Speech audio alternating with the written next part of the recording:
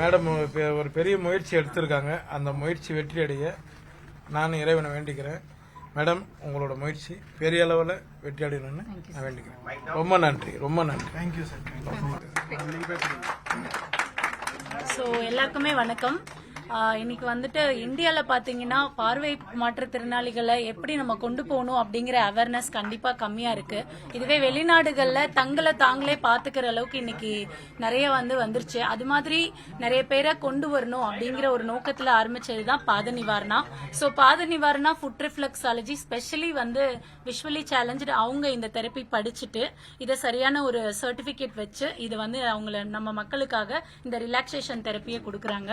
So இந்த therapy பாத்தீங்கன்னா இன்னைக்கு 10 பேர் எங்க கிட்ட ஒர்க் பண்றாங்க. சோ இதே மாதிரி ஒரு 100 பேர் 1000 பேர் விஷுவலி சேலஞ்சிற்கு நம்ம வேலை வாய்ப்பு கொடுக்கும்போது அவங்களுக்கு வேலை இல்லை அப்படிங்கிற ஒரு சமுதாயம் மாறி அவங்களும் எல்லாரும் மாதிரி நிறைய சம்பாதிச்சு அவங்களும் அவங்களோட குடும்பத்தை சரிசமமா சர்வை பண்ண முடியும் அப்படிங்கிற நோக்கத்துக்காக இதை நாங்க ஸ்டார்ட் பண்ணிருக்கோம்.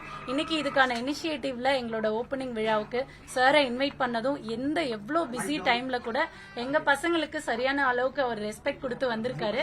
அதுக்காக அவருக்கு எங்களோட பாத நிவாரண சார்பா நன்றிகளை தெரிவிச்சுக்கிறோம். இன்னும் எங்களோட வளர்ச்சியில எப்பவும் உங்களோட சப்போர்ட் வேணும் சார். உங்களுக்கு இறைவன் எல்லாத்தையும் உங்களுக்கு அருள் புரியட்டும் சார். நன்றி சார். இவங்க அகல் ஃபவுண்டேஷன்ல ரொம்ப வருஷமா நடத்திட்டு வராங்க. அம்பிகான்னு எனக்கு தெரிஞ்சு ஒரு 4-5 வருஷமா தெரியும். எஸ்பெஷலி விஷுவலி சேலஞ்சுக்காக நிறைய பண்ணிட்டு இருக்காங்க. ஸோ கொஞ்ச நாளா ஏன்னா நானும் விஷுவலி சேலஞ்சுக்கு ஸ்கிரைபாவோ அவங்களுக்கு எழுதி கொடுக்கறது அது மாதிரி ஹெல்ப் பண்றப்போதான் எனக்கு இவங்களை நல்லா தெரியும். அண்ட் இது ஒரு நல்ல இனிஷியேஷன். இவங்க சொன்ன மாதிரி வெளிநாடுகள்ல பாத்தீங்கன்னா அவங்களோட எழுத்து படிப்பு எல்லாமே அவங்க முறைப்படி ரொம்ப ஈஸியா அமைஞ்சிடுது. அதனால அவங்களுக்கு என்ன தேவையோ அது ரொம்ப ஈஸியா கிடைக்கக்கூடியதா இருக்கு. ஆனா இந்தியால பாத்தீங்கன்னா இன்னைக்கும் ஒரு கண் பார்வையற்றவங்க ஒரு ட்ரெயின்ல பாட்டு பாடியோ இல்ல ரோட்ல ஒரு பாட்டு பாடியோ மட்டும்தான் அவங்களால நிறைய ஏர்ன் பண்ண முடியுதே தவிர இந்த மாதிரி பல துறைகளை நாம அதாவது நம்ம சரியா நல்லா இருக்கக்கூடிய நாம ஒர்க் பண்ணக்கூடிய துறைகள்ல பார்வையற்றவர்களும் ஒர்க் பண்றாங்க அப்படின்றது ரொம்ப குறைவு.